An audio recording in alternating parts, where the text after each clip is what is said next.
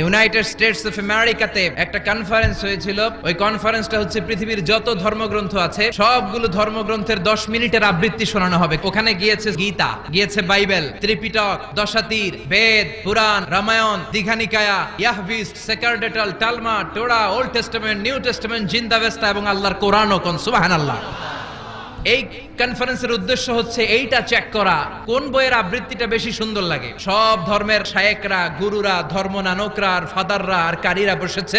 বিচারকের সামনে একটা গ্রিন বাটন, একটা রেড বাটন। প্রথমে ডাকা হয়েছে শ্রীমত ভগবত গীতা। 10 মিনিট পড়েছে, পড়ার পরে বিচারক রেড বাটনে প্রেস করেছে, সময় শেষ, নেমে গিয়েছে। সব ধর্ম গ্রন্থের আবৃত্তি এবং তেলাওয়াতের পরে সর্বশেষে মুসলমানদের ধর্মগ্রন্থ কোরআন আবৃত্তি করার জন্য ডাকা হয়েছে। এসেছে মিশরের কারি আব্দুল বাসিত ইবনে আব্দুস সামাদ। উনি দাড়ি রাখেন না, ক্লিন শেভ, পাতলা একটা চাদর আর জুব্বা পরে চলে এসেছে মাইকের সামনে। এসে আউযু বিল্লাহি মিনাশ শাইতানির রাজীম